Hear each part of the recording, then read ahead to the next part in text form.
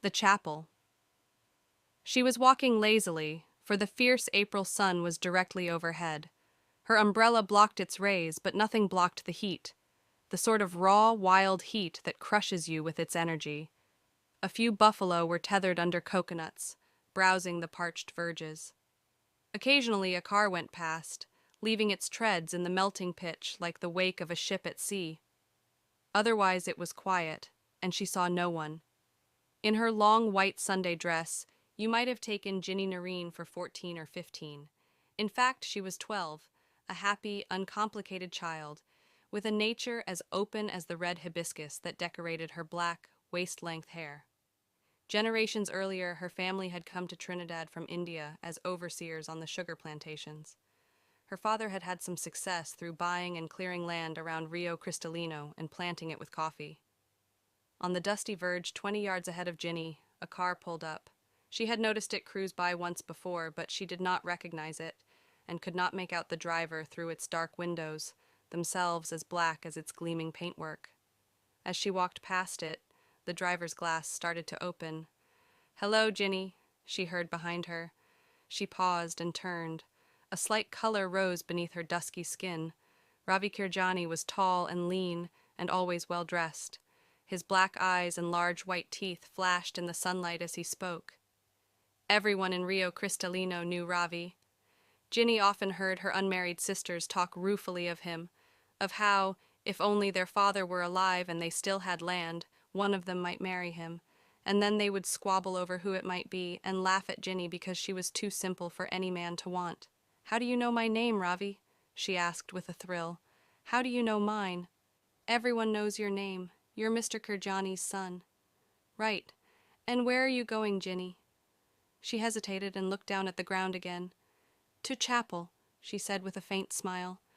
"But Ginny, good Hindus go to the temple." His rich, cultured voice was gently mocking as he added with a laugh, "Or maybe the temple pundits aren't your taste in color." She blushed more deeply at the reference to Father Olivier. She did not know how to reply. It was true that she liked the young French priest, with his funny accent and blue eyes, but she had been going to the Catholic chapel for months before he arrived. She loved its cheerful hymns, and its simple creed of one God, so different from those miserable Hindu gods who squabbled with each other like her sisters at home.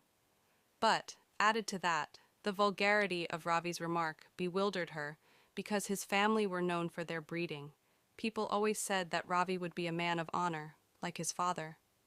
Ravi looked suddenly grave. His dark skin seemed even darker. It may be that he regretted his words. Possibly he saw the confusion in Ginny's wide brown eyes. In any case, he did not wait for an answer. "Can I offer you a lift to chapel, in my 21st birthday present?" he asked, putting his sunglasses back on. She noticed how thick their frames were. Real gold, she thought, like the big, fat watch on his wrist. "It's a Mercedes from Papa. Do you like it?" he added nonchalantly. From the shade of her umbrella, Ginny peered up at a small lone cloud that hung motionless above them. The sun was beating down mercilessly, and there was an urge in the air and an overpowering sense of growth. With a handkerchief, she wiped the sweat from her forehead. Ravi gave a tug at his collar. "It's air-conditioned, Ginny, and you won't be late for chapel," he continued, reading her mind. But chapel must have been the last thing on Ravi's mind when Ginny, after a moment's hesitation, accepted his offer. For he drove her instead to a quiet sugar field outside town, and there, with the Mercedes concealed among the sugar canes, he introduced himself into her. Ginny was in a daze. Young as she was, she barely understood what was happening to her. The beat of calypso filled her ears, and the sugar canes towered over her as the cold draft from the air conditioner played against her knees. Afterwards, clutching the ragged flower that had been torn from her hair, she lay among the tall, sweet-smelling canes and sobbed until the brief tropical twilight turned to starry night. But she told no one, not even Father Olivier. 2 weeks later, the little market town of Rio Cristalino was alive with gossip. Ravi Kirjani had been promised the hand of Sunita Morpalani. Like the Kirjanis, the Morpalanis were an established Indian family, one of the wealthiest in the Caribbean. But while the Kirjanis were diplomats, the Morpalanis were a commercial family. They had made their fortune in retailing long before the collapse in oil prices had emptied their customers' pockets, and now Morpalani stores were scattered throughout Trinidad and some of the other islands. Prudently, they had diversified into banking and insurance, and as a result their influence was felt at the highest level. It was a benevolent influence, of course, never abused, for people always said the Morpalanis were a respectable family, and well above reproach. They had houses in Port of Spain, Tobago, and Barbados, as well as in England and India, but their main residence was a magnificent, sprawling, colonial-style mansion just to the north of Rio Cristalino. The arranged marriage would be the social event of the following year. When Ginny heard of Ravi's engagement, the loathing she had conceived for him grew into a sort of numb hatred. She was soon haunted by a longing to repay that heartless, arrogant brute. She would give anything to humiliate him, to see that leering, conceited grin wiped from his face. But outwardly she was unmoved. On weekdays she went to school, and on Sundays she went still to Father Olivier's afternoon service. "Girl, you sure does have a lot to confess to that Whitey," her mother would say to her each time she came home late from chapel. "He's not a Whitey, he's a man of God." "That's as may be, child, but don't forget he does be a man first." The months passed, and she did not see Ravi again, and then it rained. All through August the rain hardly stopped. It rattled persistently on the galvanized roofs until you thought you would go mad with the noise, and if it stopped, the air was as sticky as treacle, and you prayed for it to rain again. Then one day in October, towards the end of the wet season, when Ginny's family were celebrating her only brother's 18th birthday, something happened that she had been dreading for weeks. She was lying in the hammock on the balcony, playing with her 6-year-old nephew, Pinny. Suddenly, Pinny cried out, "Ginny, why are you so fat?" Throughout the little frame house, all celebration stopped. On the balcony, curious eyes were turned upon Ginny, and you could see what the boy meant.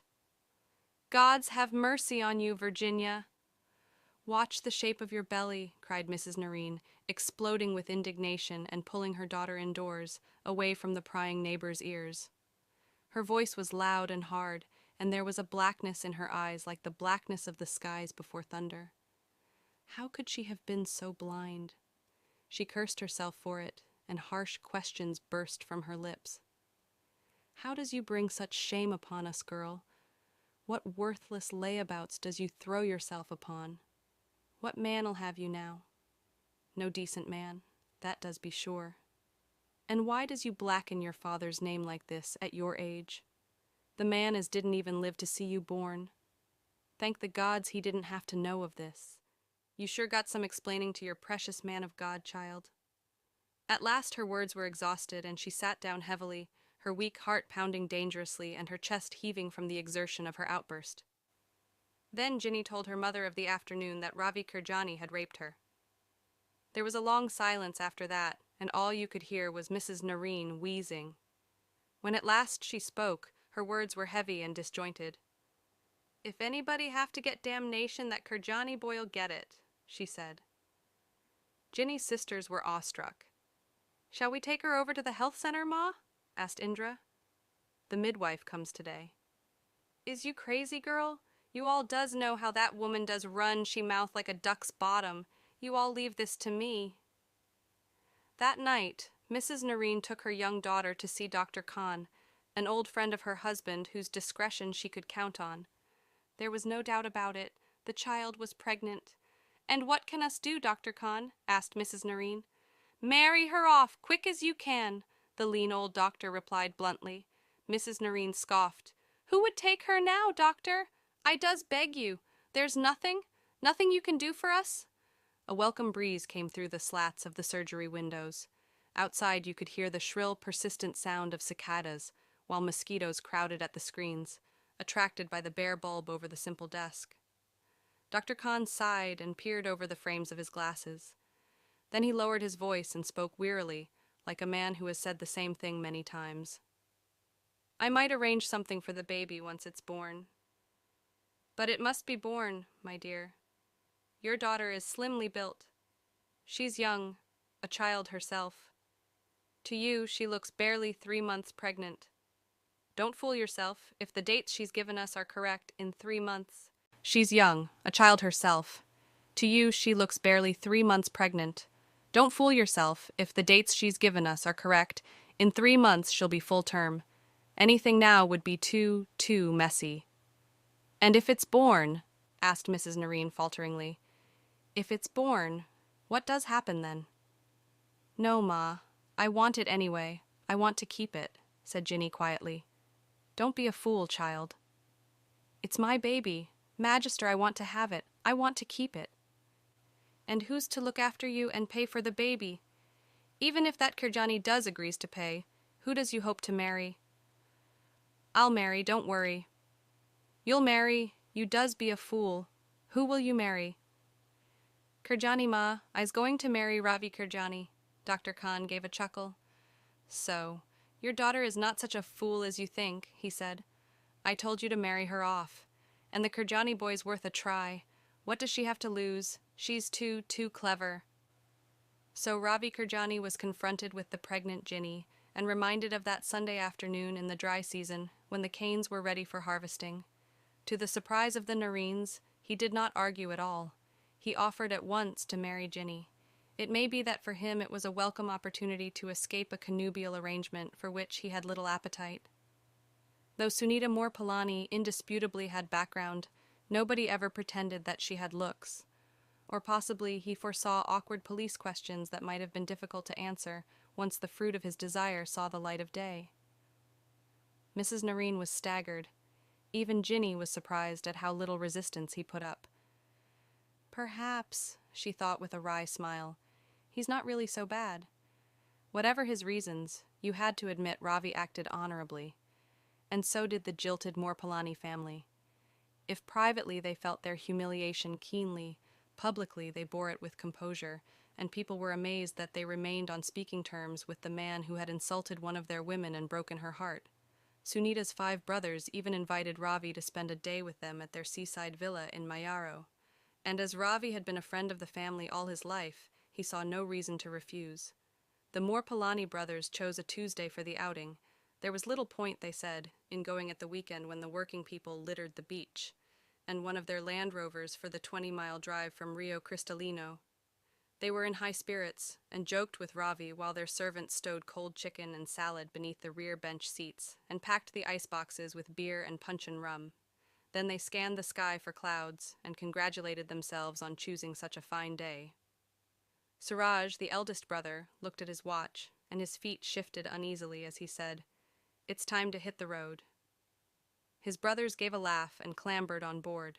It was an odd, sardonic laugh. The hardtop Land Rover cruised through Rio Cristalino to the crossroads at the town center.